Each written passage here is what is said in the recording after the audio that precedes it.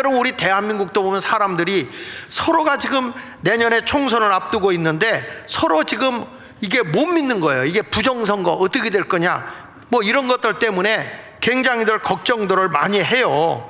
근데 이런 것을 우리가 보면, 제가 잠깐 우리가 보겠는데, 여러분, 우리가 이 내년도가 4월 10일 날이 선거일이잖아, 그렇죠? 근데 지금 우리가 서로가, 이 나라가 서로 원망 없이 신뢰해야 되잖아요.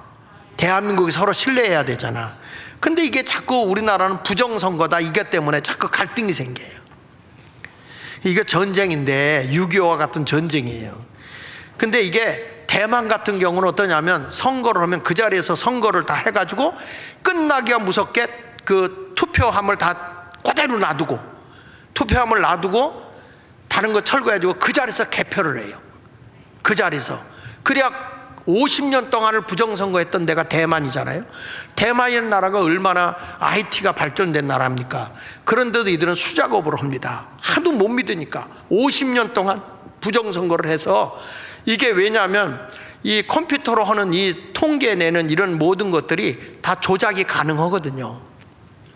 그래가지고 여기 보면 대만 지방 선거를 할 때 이제 투표를 하면 6시에 딱 끝나기가 무섭게 개표소로 바뀌어버려요. 이동하지 않고. 그리고 사람들이 이렇게 올려가지고 수작업을 합니다. 수작업을 해가지고 다 누구, 그러면 거기다 이렇게 흑판에다, 이 컴퓨터에다 입력하는 게 아니라 이렇게 정자를 쓰는 거예요. 정자를 써가지고 그걸 가지고 이제 개수를 하는 거죠. 세상에 왜 이렇게 하느냐? 이게 부정선거를 안 맞으면 나라가 혼란이 오거든요. 이 여자분이 지금 50년 동안 우리나라는 부정선거를 했다. 이제는 더 이상 신뢰하는 선거를 해야 된다. 우리 대한민국도 그래서 신뢰해야 돼요. 잠깐 동영상 한번 볼게요. 조금 빠르게 내가 한 거 했어요. 중국과 군사 충돌 가능성이 끊이지 않고 있는 대만에서 지방자치단체장과 지방의회 의원들을 뽑는 선거가 지난 2022년 11월 26일에 있었습니다. 오후 6시 투표 종료 시간이 되자 선거 관리원들의 움직임이 분주해지기 시작했습니다. 그런데 가만히 보니 낯선 풍경이 눈에 들어왔습니다. 투표소에 설치된 집기들이 하나둘 밖으로 나오고, 조금 전까지 시민들이 투표를 했던 장소가 순식간에 개표소로 변하기 시작했습니다.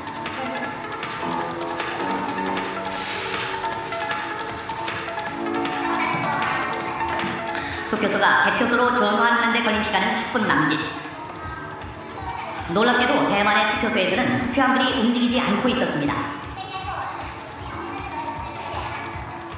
곧바로 개표가 시작되자 정당 소속의 개표 관리인들과 시민 감시단들도 카메라로 현장을 촬영하기 시작했습니다.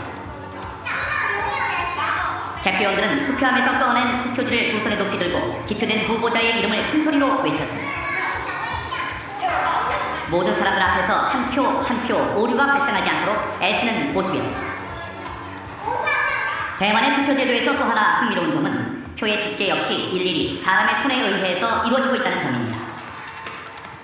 득표된 표는 곧바로 후보자의 이름이 적혀있는 칠판에 발을 정자로 하나씩 표기가 되었습니다. 세계 반도체 수출 1위를 달리고 있는 디지털 강국 대만. 도대체 대만은 왜 이런 아날로그적인 방식으로 선거를 치르고 있는 것일까요? 这50年当中，每一次选举，国民党都作弊，所以我们就是一定要亲自投票，投完票立即开，那民众都可以在那监督。 네, 1.5배로 빠르게 했어요. 그래서 여러분들, 그런데 이렇게 저희들이 디지털이 발전된 나라임에도 왜 이렇게 수작업을 하느냐 하면, 이게 컴퓨터로 조작이 가능하다는 거예요. 예. 그래서 이렇게 수작업으로 간다. 이게 왜 그러냐면, 국민이 이 투표를 한 거에 대해서 서로 신뢰가 돼야 되잖아요. 서로 불신이 생기면 나라가 혼란이 와요.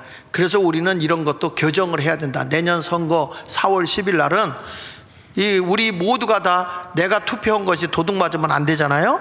그러니까 이런 것들을 잘 우리가 고쳐 나가야 된다. 왜 그러냐면, 다음에 넘겨보면 민경욱이라는 분이 인천에서 우파 대표로 혼자 나왔어요. 그리고 좌파에 2명이 나왔어요. 그리고 여론조사해보고 출구조사 다 해도 이겼어요. 그런데 어디서 졌느냐? 사전투표에서 지는 거예요. 자, 여기 넘겨서 보시면 보세요. 여기 이정미, 이 정일영, 이 사람 나왔는데 출구조사까지도 다 민경욱이가 이겼어요. 근데 사전투표에서 져가지고 떨어졌어요. 여기 보시면. 근데 이 특이한 게 그 당시에는 미래통합당이 이제 지금의 국민의힘 전신이니까, 그래가지고 보면은 더불어민주당이 사전투표에서 63.92, 63.54, 63.47, 그런데 전부 다 36점 이렇게 나오죠. 이거는 이 해커들이, 이 컴퓨터를 가지고 조장하는 해커들이 얘기하는데 이게 조작의 상수값이다 이런 거예요. 그러니까 이런 것들을 지금 이게 데이터에서 나오는 걸 보면 부정선거라고 인정하지 않을 수 없다 이렇게 나오는 거거든요. 그래서 여기 넘겨서 보시면 여기 이제 미래통합당이 124석이고 더불어민주당 123석으로 나와요. 이게 당일날 투표한 거에서는. 근데 나중에 투표한 결과 보니까 유시민이가 한 대로 180석이 저쪽으로 갔잖아요. 근데 이런 거에 대해서 부정선거다 개수를 하자 그랬는데 그게 안 된 거예요. 근데 여기 보면 연수구에서 이게 이제 오차 나이가 사전선거를 한다 그래도 이게 역대적으로 보면 이렇게 올라갔다 내려갔다 이렇게 하거든요.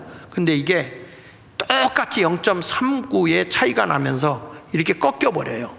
이거는 그 여기 학자인 박성현 명예교수가 얘기하는데 이건 하나님이 조작하지 않으면 불가능하대요. 넘겨서 보면 1000개의 동전을 하늘에다가 1초 단위로 던졌을 때 150년에도 지나도 한 면만 이렇게 나올 수 있는 경우가 없다는 겁니다. 그러니까 이거는 불가능한 거야. 이건 조작이다 이렇게 얘기를 하는 거야. 그래서 우리나라 공직선거법에 의해서 이제 180일이 되면 6개월 내로 이걸 이렇게 공개하게 돼 있는데 1년이 지나서야 공개를 한 거예요, 인천에서. 근데 이걸 해보니까 여기 하나 넘겨서 보시면 표가 하나 접힌 게 없어요. 그리고 사람 손을 탄 게 없어요. 이게 모대기로 나온 거예요. 뭉치로 나온 거예요, 이런 것들. 그러니까 이런 것들을 보면 이게 분명히 조작이 아니겠느냐 이렇게 불신하고 있는 거지만, 더 놀라운 건 중국의 해커들이 개입을 해서 이거 토탈을 보니까 여기서 글자가 나오는데 follow the party라는 그런 단어가 여기 딱 나오는 거예요. 이게 뭐냐면 해커들이 자기 지문을 남기는 거예요. 이게 뭐냐면 영원 근당주라는 말인데 이게 이거예요. 영원히 당과 함께 간다. 영원히 당과 함께 간다. 이런 뜻을 가지고 있는 거예요. 여러분, 이게 우리나라 해커에게 나와 있는 건데, 그래서 대법관 10명이 이게 다 그 우리나라에서는 선거 없다 하는데 이건 다 매수된 게 아니겠느냐 이렇게도 얘기를 한다는 거예요. 그 다음에 넘겨보시면 이거는 이 부정선거로 당선된 사람들은 민심 안 보죠. 뭐냐, 이거 다 조작으로 가능한데 사람 말 듣겠어요? 지들 멋대로 하는 것이죠. 법도 다 뜯어 꽂히고. 그래서 독일에서 보면 넘겨주세요. 베를린에서 마라톤 대회가 열리는 바람에 투표로 가던 사람이 늦어갖고 못한 사람이 있었대요.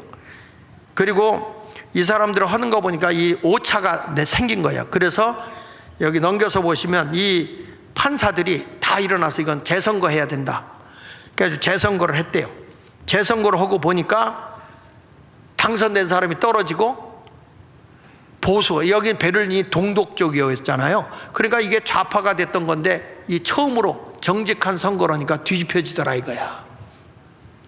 그래서 이제는 선진국도 디지털로다가 이 컴퓨터로 하는 걸 없애버리고 다 수작업으로 돌아가 버렸어요.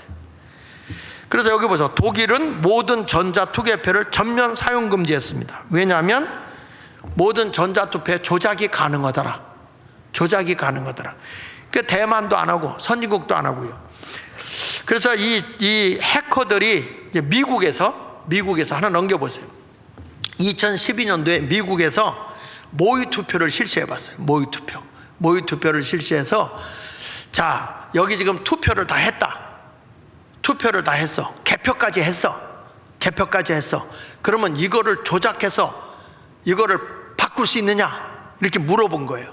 물어보니까 해커도 옆에다 데려다 놓고, 근데 어떻게 나왔냐면 이거는 불가능하다. 그게 두 표. 아니, 가능하다가 2표, 불가능하다가 6표 이렇게 나온 거예요. 이게 해커해가지고 이걸 조작을 할 수 있느냐? 이미 개표도 됐는데 가능하냐? 그랬더니 가능하다가 2표, 불가능하다가 6표가 나왔어요. 이거를 해커가 들어가서 딱 해커해가지고 딱 나오니까 가능하다가 7표, 불가능하다가 1표, 역전이 돼버렸어요. 여기 보시면 이때 이분들이 미국에서 충격을 받은 거예요. 충격. 그래서 이분들이 막 눈물을 흘립니다. 세상에 어떻게 이런 일이 있어. 그런데 우리나라에서 문재인이부터 시작해서 해킹 조작이 불가능하다 우기는데 조사해보면 다 되는 거예요, 여러분. 그러니까 이런 것들이 교정을 고쳐야지. 그래서 이 법치국가에서 이런 일이 가능하냐, 이게 증거가 증거로 취급되지 않으면 이거 불가능하다. 그 우리나라는 다 기각을 했어요. 이거 투표 점검하자. 그랬더니 법원에서 다 기각을 시켜버려. 그래서 지금 내년 4월 10일은 우리가 서로 신뢰할 수 있도록 이게 교정해야 되거든요. 자, 우리 한번 동영상 잠깐 보세요. 자, 동영상 한번 보여줘봐. 그건 빠르게 안 했죠? 네. 2012년 미국에서는 전자투표기의 위험성에 대해서 시민들이 직접 참여하는 모의 투표가 실시됐습니다. 실험에는 전자투표기의 메모리 카드를 조작하기 위해서 해커도 참여했습니다. 투표에 참여하기 전 주최 측은 참가자들에게 한 가지 문제를 냈습니다. 메모리 카드를 사용해서 전자투표기가 해킹될 수 있는지를 묻는 질문이었습니다. 그 결과 모의 투표 참가자 8명 가운데 6명이 해킹이 불가능하다는 노에 투표를 했습니다. 잠시 후 투표지들이 전자투표기를 통과하면서 투표 결과가 공개됐습니다.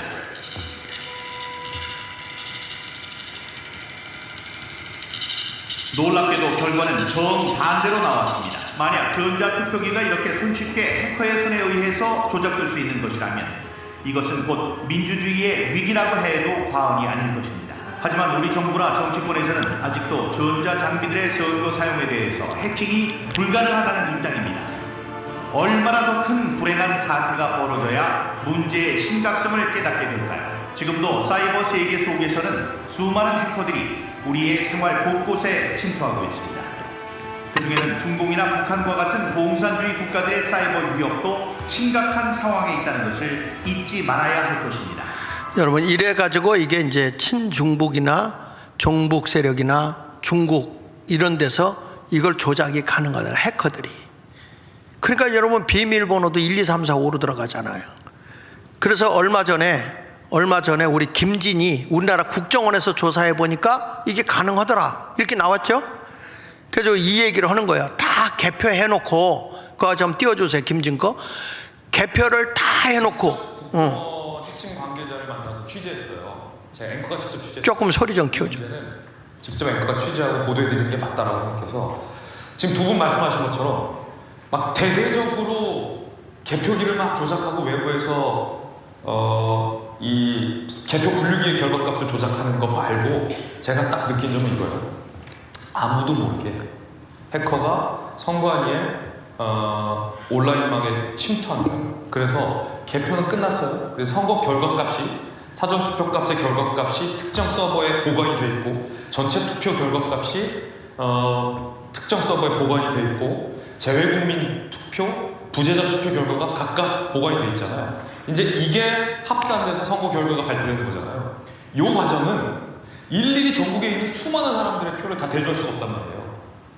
그때 조작이 가능한 게 뭐냐면 은밀하게 침투해서 사전 투표 결과 몇 명 값을 티도 안 나게 조정해요. 실제 투표했는데 투표 안 하게 해놓고 실제 투표 안 했는데 투표한 것처럼 해놓고 그리고 개표 결과가 저장되는 개표 시스템에